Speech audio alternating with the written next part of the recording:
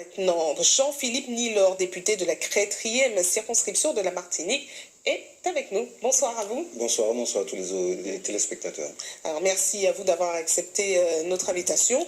Ce soir, nous allons parler de plusieurs polémiques en espérant avoir votre éclairage ou au moins votre point de vue à leur sujet. La toute récente concerne le soutien d'Alfred Marie-Jeanne à Fabrice Dunon contre l'avis de certains membres du MIM. Alors quelle est votre position à ce sujet? Est-ce que vous soutenez votre président?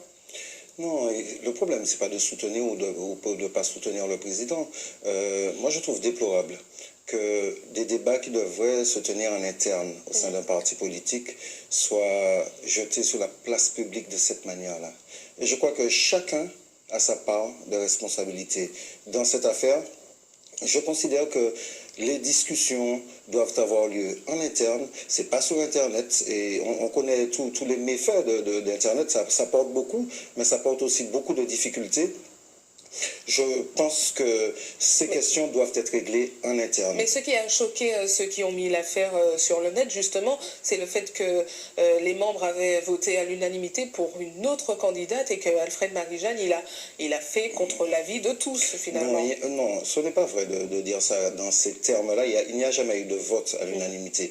Il y a eu des propositions des comités patriotes qui sont remontées, qui n'ont pas été suivies plus ou moins, mais ça doit rester en interne et ça doit pouvoir se régler en interne. En tout cas, le président du MIM, Alfred Marie-Jeanne, a pris une position et il a bien pris le soin de dire que c'est sa position personnelle. Ça veut dire que nous ne sommes pas... Vous devez suivre. Mais non, vous savez très bien comment les choses se passent. Si Alfred Marie-Jeanne a pris une position personnelle pour soutenir Fabrice Dunon, moi j'ai la liberté de prendre ma position personnelle de ne pas soutenir Fabrice Dunon. Alors, quelle est votre position? Est-ce que vous le soutenez déjà? Non, j'attends que ces problèmes-là soient réglés en interne avant de communiquer publiquement. Mais je veux dire qu'il n'y a pas de diktat au sein du MIM, il y a un débat, il y a des divergences, et ces divergences-là doivent être traitées en interne. Et donc c'est pourquoi j'appelle tout le monde au calme. Il y a eu des précédents. Chaque fois que dans un parti politique, un membre éminent de ce parti politique va s'épancher dans la presse pour critiquer un collègue, un camarade de parti, ça fait des dégâts. Moi, j'ai eu l'occasion de subir ça, notamment avec ma suppléante. Je ne souhaite pas que ce type de pratique-là puisse perdurer. J'appelle tout le monde au calme et qu'on puisse discuter et prendre les décisions dans le respect de la démocratie, dans le respect du parti. Il faut pas qu'on oublie. Et quels sont vos rapports avec Alfred Marie-Jeanne aujourd'hui? Parce qu'on parlait de vous en tant qu'héritier assuré, et puis finalement on se demande ce qu'il en est. Oui, non, je n'ai aucun problème avec Alfred Marie-Jeanne. Nous sommes deux hommes de caractère, nous disons les choses. Mais on parle de niloriste et de... Non, ça n'a aucun sens. Je vous dis, niloriste, pour moi, ça ne veut rien dire. Moi-même, je ne suis pas niloriste. Et je ne suis aucun nom qui commence par un nom propre et qui se termine par iste. Parce qu'on arrive facilement à l'adoration. Ça ne correspond pas aux valeurs que je défends dans le cadre de mon engagement politique. Alors, votre nom est cité dans de nombreuses polémiques ces derniers temps. La dernière en date, un désaccord avec Victorin Lurel au cœur de l'Assemblée nationale. Alors, vous avez proposé un amendement pour intégrer dans les programmes scolaires un temps consacré à l'enseignement de notre histoire. Un amendement auquel Victorin Lurel s'est opposé puisqu'il a déclaré, je cite ces mots, « La Constitution de notre République affirme que ce n'est pas à la loi de déterminer les programmes scolaires. Tout bon parlementaire, a fortiori un ancien assistant parlementaire, devrait connaître cette distinction. » Que répondez-vous à ça? Je réponds qu'une fois de plus, mon collègue Victorin Lurel entretient la confusion.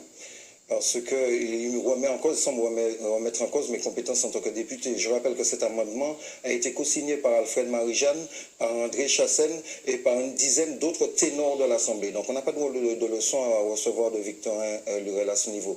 Il se trompe. Où il trompe les gens lorsqu'il dit que ce n'est pas du ressort de la loi.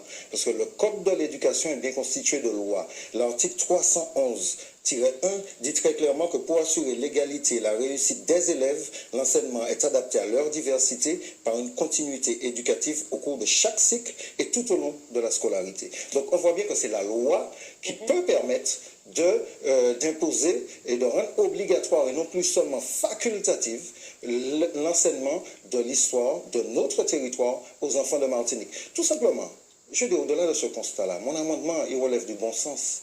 Parce que la question qu'il faut se poser tout simplement, c'est est-ce qu'on est satisfait aujourd'hui de la connaissance que nos enfants ont de notre histoire? Si oui, c'est parfait, on n'a rien à ajouter.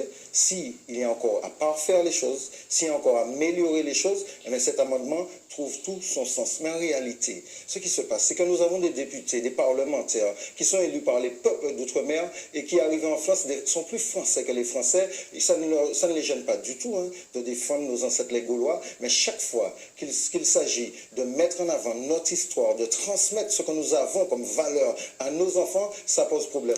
Ou peut-être qu'il y a un autre, peut-être que les amendements venant du groupe GDR, venant particulièrement de moi, qui suis quand même la cible de beaucoup de personnes, ces amendements la dérangent parce qu'ils viennent de moi tout simplement.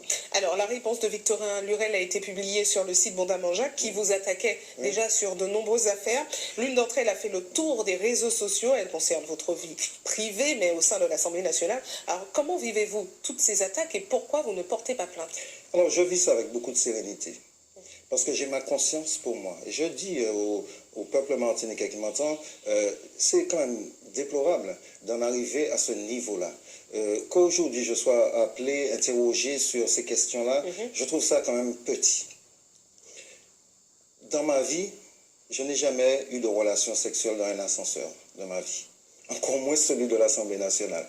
Vous voyez, mais pourquoi vous ne portez pas plainte contre ces accusations alors? Alors, les avocats eux-mêmes, les personnes de loi elles-mêmes disent que porter plainte, c'est aussi surmédiatiser une affaire. C'est donner encore plus d'exposition à des accusations sans fond et sans fin. Et finalement, peut-être qu'au moment du verdict, de la sanction éventuelle, lorsqu'on va sanctionner celui qui aura diffamé, peut-être qu'il n'y aura plus personne pour donner de l'écho à ça. On sait bien, ce type de procédure-là peut prendre plus d'un an et c'est des choses qui sont très longues. Je me réserve le droit de pouvoir porter plainte. Pour l'instant, je me fie à la sagesse de ma fille qui a 13 ans et avec qui j'ai discuté. Parce que j'étais obligé de discuter avec mes enfants, notamment pour les protéger de toutes ces bêtises-là, et qui, je pense, a eu les mots les plus sages en me disant, pour l'instant, laisse et ne porte pas plainte. Laisse parler les gens. Laisse parler les gens. Et je mets au défi l'auteur de ces accusations, puisqu'il dit avoir des photos, détenir une vidéo, de mettre cette vidéo-là en ligne et de montrer, véritablement de démontrer que moi je me suis trouvé dans ce type de situation-là. Alors, autre polémique dans laquelle votre nom a circulé, celle du licenciement de 2 salariés de la mission locale du Sud. Parmi les 2 licenciés, il y a la première adjointe du maire de Sainte-Luce. Alors, votre nom a été associé à cette polémique parce que vous, depuis peu, vous faites partie du conseil d'administration de cette mission locale. Alors, expliquez-nous pourquoi un licenciement aussi brutal et que faites-vous au sein de ce conseil d'administration? Alors, au sein du conseil d'administration de la mission locale, je suis représentant, comme d'autres élus, de la CTM. Il y a une présidente au sein de ce conseil d'administration. C'est elle qui gère au quotidien, qui dirige au quotidien la structure. Elle prend ses responsabilités. La présidente a décidé non pas de licencier, mais de prendre des mesures conservatoires à l'attention de 2 personnes qui étaient accusées par un autre agent de pratiques, on dira, pas très légales. Et elle a pris ses responsabilités. Je ne comprends pas. Pourquoi c'est mon nom qui sort dans cette affaire-là encore une fois? Je me demande s'il n'y a pas une collusion d'intérêts de tous ceux qui cherchent en définitive à m'abattre. Et c'est peut-être parce que vous étiez opposé au maire de Sainte-Luce lors des élections, donc on se demande si ce n'est pas une décision politique. Vous trouvez ça sérieux? On parle de gros poils politiques. J'ai perdu les élections à Sainte-Luce, j'ai reconnu ma défaite. Je suis allé saluer le maire, le féliciter. Et depuis ça, il s'est présenté aux élections territoriales en tant que tête de liste dans la circonscription du Sud. Je l'ai quand même bien battu dans toutes les communes du Sud. Donc si quelqu'un doit entretenir un gros poids à ce niveau-là, ce n'est pas moi. Je rappelle simplement qu'au moment de ces accusations-là, j'étais hospitalisé, couché sur un lit d'hôpital. Vous voyez, j'avais d'autres soucis à faire que de chercher à prendre une revanche politique. Tout simplement, je ne suis pas de ce genre-là. Je ne suis pas de ce type d'homme-là. Je prends un exemple. C'est moi qui, au sein de la communauté d'agglomération de l'Espace Sud, ai plaidé pour que la municipalité de Sainte-Luce, la majorité municipale de Sainte-Luce, puisse avoir une vice-présidence au bureau donc de cette structure. J'ai mon attaché parlementaire qui m'a fait pire que ça. Je ne l'ai pas licencié. J'ai fait une rupture conventionnelle. Donc, ce n'est pas dans mes pratiques. Et je trouve que la personne, notamment, qui a pris la responsabilité de porter ces accusations graves fait preuve, encore une fois, d'hystérie, et je crois que ça dure depuis longtemps. Il y a une espèce de haine à mon encontre de la part de certaines personnes. J'ai subi, je subis, maintenant je vais commencer à réagir. Alors, je l'ai dit, vous avez plusieurs casquettes, dont celle de président de l'IMS. Alors, vous annoncez vouloir bouleverser le fonctionnement de la structure qui, jusqu'à présent, organisait plus des séminaires que des formations. Alors, expliquez-nous comment vous allez organiser ce bouleversement et combien de temps ça mettra. Ben, c'est déjà en cours. Et je crois que l'IMS, c'est un espace, c'est une structure qui est exceptionnelle. C'est un lieu qui doit être consacré au monde du sport en Martinique, et le monde du sport le mérite amplement.